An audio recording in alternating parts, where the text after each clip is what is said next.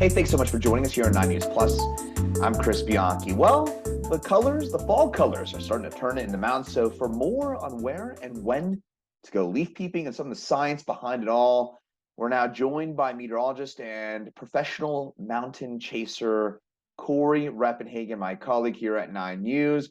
Cory, thanks so much for joining us today. I will start off by saying we were both in the mountains in the last couple of days, and the colors aren't quite there yet, are they? Not quite. They're starting to happen. I mean, it's starting to happen. I've seen quite a few pictures today where they looked a lot better than they did over the weekend. But I try to keep an eye on these things because there really isn't anybody there isn't like a leaf color change expert. There's not somebody in the state that really keeps an eye on when the things are changing. And it's such a big area, the mountains. So I like to go back through my picture archive, and I do this, every year for the last 15, 20 years, and to see if there's really a big change. And honestly, there really isn't. If you target September 20th through the 30th in the Colorado mountains between 9,000 and 11,000 feet, you'll see likely the peak colors in that time frame, because the thing that cues the leaves to change is the sunlight. And so the amount of sunlight doesn't change from year to year in September. The sun's always, we're always the same tilt from the sun. So we have the same amount of sunlight. So that's what really cues the leaves. And they start really sensing it in the summer solstice, when the days start getting shorter in the middle of June. But we really, when the sunsets get to about 7 o'clock or so, they really start to cue that turn, and that's usually around the fall equinox, which is, I think it's tomorrow. It's coming up, so that the leaves it's happening. I feel like obviously the weather's not great in the mountains right today and tomorrow, so you don't want to go when it's overcast and raining. That's not good. But I feel like this Friday through the end of the month, I think we're going to be treated to something pretty good, even though there's a sense that they were coming on a little slow. And I was a little worried about it myself, because when I was up there this weekend, it was looking very green in a lot of spots. But sometimes it just happens really fast. And that's why you really want to get that timing. And it looks like it's going to work out pretty good for us this year, because we're going to have some decent weather from Friday on through, a good 7-day stretch. And the sunshine really helps with seeing those great colors. So I think we're in a good setup here. It's starting to really happen. That's some good news. By the way, I should also, for our viewers out there, we're recording this on Wednesday, September the 21st. So we're talking about this upcoming weekend. Specifically, I think some of those dates that you're targeting there, Cory. September the 24th on the Saturday, September the 25th on Sunday. Cory, you mentioned that looking back, that target date tends to be basically smack dab between September the 20th and the 30th. But it seems like we're maybe a little later than usual. Would you anticipate this weekend or the one after October the 1st and 2nd to be better for those kind of peak colors there in the mountains? Yeah, usually I'd say waiting to the first week of October, the first weekend in October is a little risky, but you're right. This year they seem to be developing slowly. We haven't had any major wind events. Obviously temperature is not a big deal because the leaves are born and raised in the high country. They're used to cold temperatures. So really the wind and things like the drought really affect them.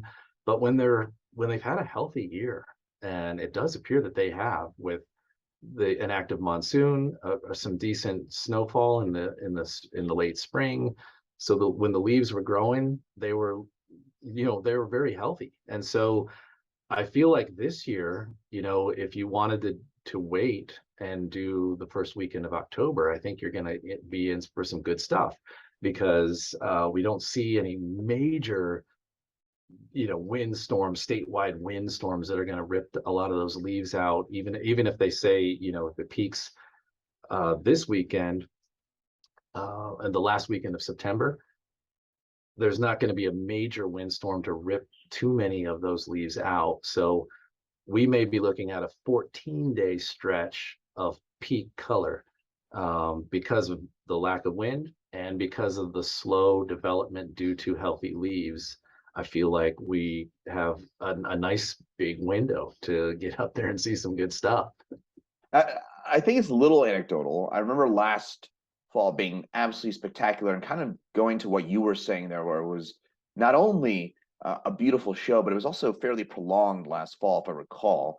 Do you anticipate this upcoming, based on what you're saying with those lighter winds and overall healthy growing season for a lot of the trees and leaves, do you anticipate this fall to be as nice and as good looking as last one was?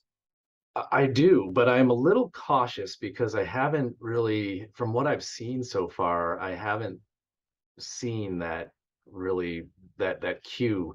And I've noticed that some of the leaves that I've seen so far are a little dull. I mean, don't get me wrong, when you get billions of leaves turning gold at the same time, it's going to be great. But if you are really picky and you really want to compare what a great leaf season is, you really want the crisp, full gold color on all the leaves. And I haven't seen that yet, so I'm little cautious. And then last year, what happened, we had it because of the drought conditions that we're leading into. They actually we were already in the peak by the 18th, 19th of September, and they all seemed to come at once. And so that really helps when you have when you have a slow, when one batch of trees decides to stay green a little bit longer, you don't get that full feel of the huge peak. And that could happen, but I'll tell you, some great pictures. Green and gold is great, and I'm not just saying that because that's the Manitou Springs High School colors.